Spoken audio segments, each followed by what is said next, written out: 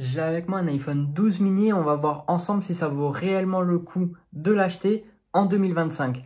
J'ai également fait une vidéo sur ma chaîne YouTube sur l'iPhone XR que vous pouvez aller checker si vous ne l'avez pas vu. Elle s'affiche aussi également en haut à droite de votre écran. Cette vidéo m'a été recommandée dans les commentaires d'une de mes précédentes vidéos. Donc si vous aimez la vidéo, n'hésitez pas à vous abonner à la chaîne, à lâcher un petit pouce bleu et un like, ça fait toujours plaisir. Puis n'hésitez pas à me faire part de vos autres recommandations si vous avez envie que je fasse une vidéo sur tel ou tel sujet. Pour commencer, on va faire le point sur les caractéristiques techniques de cet iPhone. On a un écran de 5,4 pouces avec un écran Super Retina XDR et c'est la première gamme d'iPhone à avoir ce type d'écran là puisque avant on était sur des écrans liquides Retina HD. On a de l'aluminium sur les côtés et un dos en verre qui prend énormément les traces de doigts et c'est vraiment horrible. Mais sinon on a quand même une très bonne prise en main de l'iPhone même si l'écran est tout petit. On a la puce de l'époque, la A14 Bionic qui fait encore très bien son travail et on a deux capteurs photo qui n'ont pas changé depuis l'iPhone 11 avec l'objectif principal et l'ultra grand angle. À savoir que ça reste les mêmes capteurs photo sur l'iPhone 13 et 14, donc il n'y a pas eu de grandes évolutions ou de grandes nouveautés sur les capteurs photo de la gamme des 12 jusqu'à la gamme des 14 incluses. La chose qui n'est pas présente sur cet iPhone 12 mini, c'est les styles photographiques.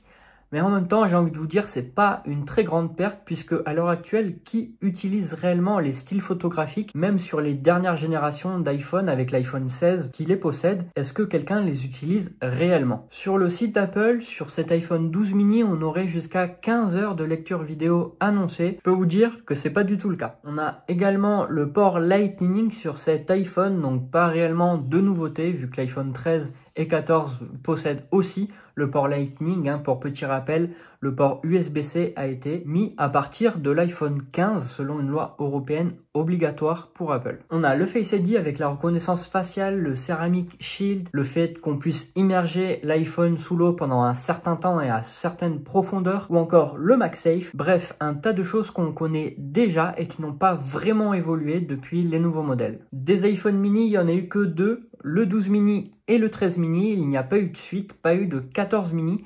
Et tout le monde s'est demandé pourquoi Apple avait stoppé avec le 13 mini et n'a pas fait justement de 14 mini. Parce que faut le dire, c'était quand même quelque chose de très grand et d'incroyable la sortie du 12 mini. C'était un téléphone petit, compact, qui rentre dans la poche, qui est pas très gros, avec une très bonne prise en main et surtout avec de très bonnes performances. Et en fait, c'est tout ce qu'Apple a réussi à faire et les ventes ont explosé sur l'iPhone 12 mini. C'est pour ça qu'Apple nous a sorti le 13 mini, sauf que malheureusement, les ventes n'ont pas eu un tel impact que sur le 12 mini. Et justement, en voyant ça, que Apple justement ne faisait pas beaucoup de ventes sur ses modèles de 13 mini, a décidé de stopper la production et de ne pas sortir d'iPhone 14 mini. Mais si vous ne le saviez pas, je vous l'apprends, le gros problème et le plus important sur la gamme des mini, c'est notamment la batterie. Ce qui explique également pourquoi Apple a décidé de ne pas faire d'iPhone 14 mini. Sans oublier le problème des ondes. Alors petite chose à savoir, c'était que cet iPhone 12 mini justement n'était pas concerné.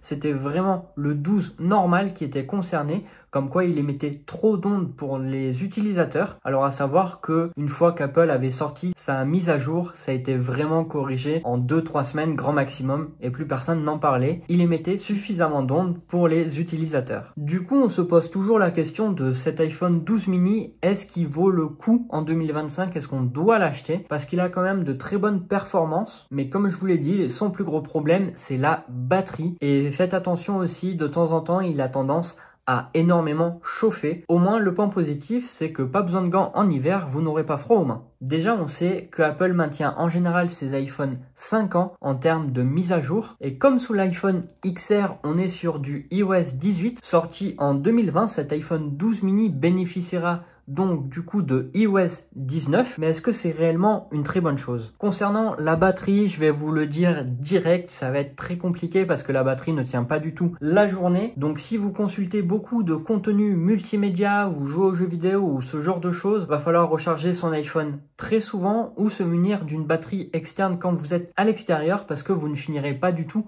la journée, donc ça va être très compliqué. Concernant la partie photo, moi je trouve par contre qu'il fait de très belles photos, encore meilleures que l'iPhone XR, mais ça paraît logique. On a de très belles couleurs également sur les photos Et pour moi, ça convient énormément à 90% de la population qui ont une utilisation assez basique de leur téléphone et qui ne font pas des photos en mode professionnel. Donc en conclusion, est-ce que cet iPhone est fait pour vous? Eh bien, si vous avez une utilisation tout à fait basique avec des appels, des SMS, consultation de mails, quelques recherches sur Safari, écouter de la musique, ce genre de choses, rien de très gourmand et que vous aimez avoir un téléphone tout petit qui vous tient dans la poche, eh bien oui, cet iPhone est fait pour vous. Maintenant, si vous avez une utilisation assez intensive avec des jeux vidéo, des tâches qui sont assez énergivores, que les petits écrans en règle générale vous dérangent, ou un iPhone qui tienne la journée entière sans avoir besoin de le recharger, évidemment que non, je vais pas vous recommander cet iPhone. Je vais même vous recommander de partir sur un iPhone 13, puisque entre le 12 mini et le 13,